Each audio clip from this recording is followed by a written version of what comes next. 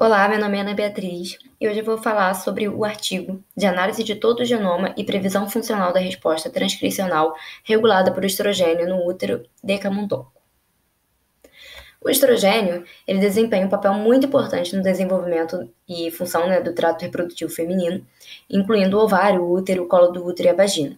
O útero, então, ele é um órgão que sempre tem contato com o hormônio estrogênio, que sofre ondas cíclicas de proliferação e diferenciação através dos ciclos menstrual, que é da mulher, e o estral do camundongo, para então preparar, a implantação de um embrião e desenvolvimento do bebê. No útero, o estrogênio ele atua principalmente através do receptor alfa de estrogênio, que é um fator de transcrição que regula a expressão de genes necessários para a função uterina, regulando transcritos diversos e específicos para os tecidos. No artigo, também é abordado o uso de RNAs não codificantes longos, que são uma classe de proteínas longas e que, em nível molecular, atuam na regulação de diversas funções celulares na fisiologia normal em situações de doença. Em alguns casos, o ato de transcrição deles é suficiente para afetar positiva ou negativamente a expressão de genes próximos. Com isso, os autores eles desenvolveram uma hipótese em que os RNAs não codificantes longos são efetores e moduladores importantes das funções reguladas por estrogênio no útero. E com isso, eles começaram a estabelecer uma estratégia em todo o genoma para identificar e categorizar esses RNAs regulados por estrogênio, usando o modelo de camundongo ovarectomizado. Então, o objetivo desse estudo é identificar RNAs mensageiros regulados por estrogênio e RNAs não codificantes longos no útero, identificar papéis cis que foram cometidos por engano através desses RNAs no transcriptoma regulado também por estrogênio, caracterizar moléculas de transcritos de RNAs não codificantes longos e identificar seu valor de prognóstico em doenças malignas reprodutivas. Foram então utilizadas 6 camundongos fêmeas adultas em cada grupo, com idade entre 6 e 8 semanas, mantidas com dieta de roedor, para então realizar a ovarectomia somente nessas tratadas com uma única injeção subcutânea de estrogênio. O experimento ele teve duração de 2 semanas, para dar tempo de esgotar os hormônios endógenos, que são esses produzidos pelo corpo. E os camundongos fêmeas elas foram sacrificadas sob anestesia, de 2,2,2-tribumetanol, que é um composto por hidrato de cloral, tiopental e isoflurano, em meia hora, 1, 2 e 6 horas após a injeção, para uma análise de expressão. O colo do útero e o tecido vascular foram removidos através da dissecação e os tecidos também foram congelados posteriormente e armazenados no menos 80 para realizar a análise molecular.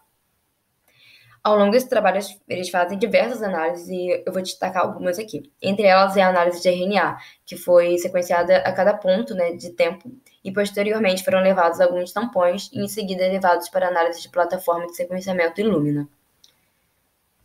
Para o controle de qualidade e montagem de dados, se utilizou a ferramenta FAST e montaram também o diagrama de Venn, que foram gerados a partir do GVEN. Para identificação dos RNAs longos, não codificantes, foram montados através de bancos de dados do GenCode, e os gráficos apresentados aqui no artigo foram feitos a partir do pacote R. Outra análise também foi a análise de conservação, que a partir de uma lista de genes resultantes foi alinhado por homologia ao genoma humano usando o programa NCBI BLAST, e depois foi submetido à conservação de posição em todo o genoma humano usando o navegador do genoma UCSC, que resultou em 20 genes finais com homólogos aos humanos.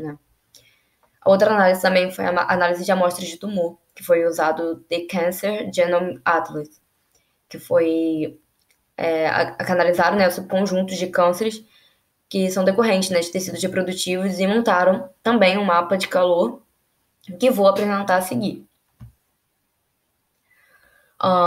Aqui, na figura 1, a gente tem um esquema em A, experimental para preparação de cirurgia e tratamento de camundongos fêmeas, com 6 semanas de tratamentos, no tempo 0, que são os controles, e no tempo de meia hora, 1, 2 e 6, que são para os tratados.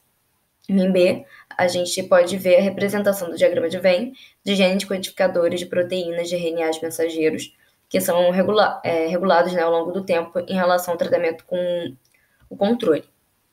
Então, foi possível observar, né, diferenças significativas na distribuição de números de exons entre esses RNAs. Aqui ao lado, na figura 2, foi observado que os animais tratados com estrogênio, que está em vermelho, né, apresentou diferença significativa do RNA polimerase em relação aos camundongos fêmeas ovaractinizadas. Na imagem 3, aqui na figura 3, né, tem a representação do mapa de calor da análise transcricional do estrogênio. Em A, né, tem os genes codificadores de proteínas, de RNAs mensageiros, e em B, tem os RNAs não codificadores longos.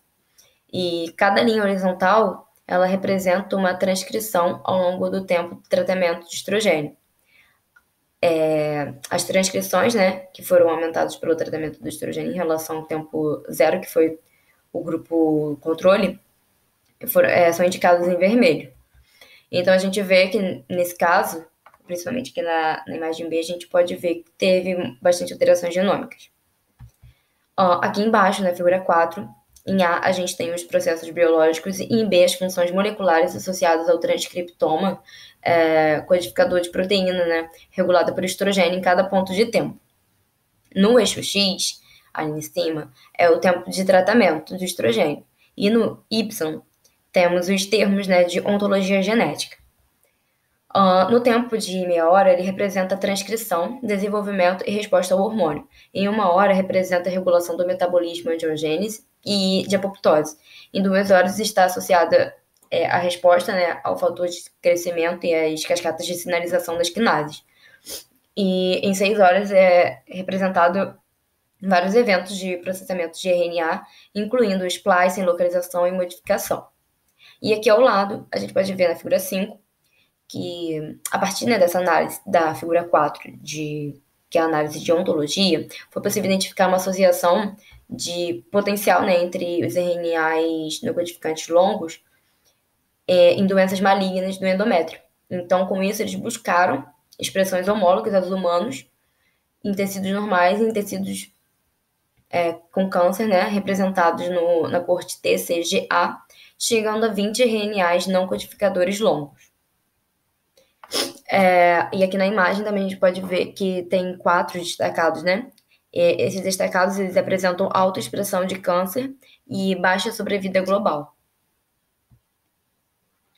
Então, assim, né, o foco desse estudo é a expressão de RNAs não codificantes longos no câncer endometrial, né? E um dos tipos mais comuns vistos nas pesquisas recentes, que é um dos tipos mais comuns, né, nas pesquisas, e que nos mostram, né, comprovando com esse estudo, com esse artigo, que esses RNAs, eles estão associados à carcinogênese, né, e à progressão da doença.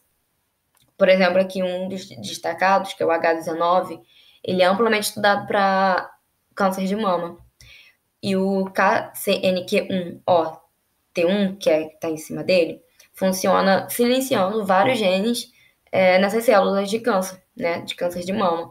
Então, com uma alta expressão dele, se tem um crescimento do tumor. Então, é possível concluir que os resultados nos mostram, então, né, que esses efeitos dos RNAs não codificadores longos, com o uso de estrogênio em camundongos fêmeas ovaractinizadas, tem como indicador de câncer, né, e pode servir como um prognóstico para pacientes. E com mais pesquisas a partir desse artigo, pode-se mudar esse cenário e utilizar desses RNAs para tratamentos terapêuticos. Obrigada.